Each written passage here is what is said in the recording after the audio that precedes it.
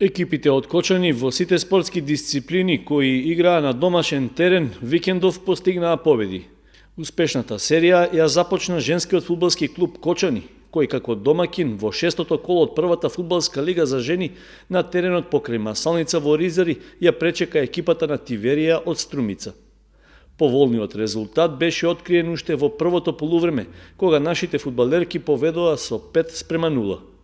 До крајот на средбата тие уште два пати ја затресоа мрежата на гостинките, а при крајот на надпреварот примија само еден гол. Наефикасна на теренот кај домашните беше Спировска, која постигна дури 4 гола, од кои 3 во серија. Фудбалерките на Младост Иднина С од Ризари играа во гости против екипата на АС Юнајтед од Струга. И покрај водството што тие го имаа уште во 8-та минута од надпреварот, до крајот на полувремето примија гол, а во продолжението не успеа да ги издржат нападите на стружанки и на крајот беа поразени со 3:1. Фудбалерите на Осогово конечно забележаа победа на домашен терен. На средбата против Напредок Здравје, што се одигра во рамки на 10-то коло од третата лига Исток, беа подобри и со само еден гол што го постигна Паунов на крајот од првото полувреме ги освоија бодовите. Надпреварот се одигра на игралиштето во Чешиново поради барањето на штипскиот прволигаш Брегалница да не се оштетува теренот на стадионот Никола Мантов за средбата со Шкендија.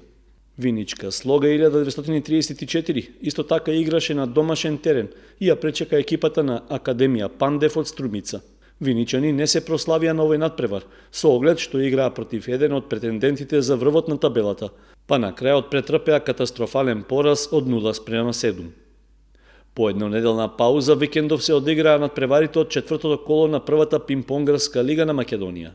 Екипата на Кочани беше домакин на Пошта 2 од Скопје и по двата порази едно по друго конечно успеа да забележи победа. Конечниот резултат од 5:2 е реален одраз на силите на зелената табла, па со 4 бода кочанци во моментот се на четвртата позиција на табелата. Во следното коло што се игра по 2 недели, тие гостуваат во Скопје на екипата на Студент. Победа на домашен терен викендов извојуваа и младите кошаркари на Баскет Дино. Во категоријата М18 од групата Б3 тие се сретнаа со нивните врсници од Лирија 77 од Скопје и забележаа победа од 67:61. Следната сабота кочанските кошаркари ќе гостуваат во Струмица на средбата против екипата на Баскет Академија. Нивните колеги кои се надпреваруваат во третата кошаркарска лига ќе патуваат во Куманово, каде во рамки на четвртото коло се среќаваат со кошаркарите на Михајловски. На стадионот Никола Мантов во неделата се одигра надпреварот од 13-тото коло на првата македонска фудбалска лига меѓу Штипска Брегалница и Шкендија од Скопје.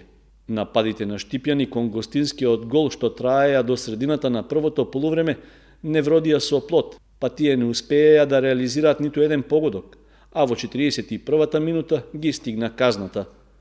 Во продолжението од надпреварот примија уште еден гол, па на крајот гостите од Скопје славеа победа со резултат од 2:0.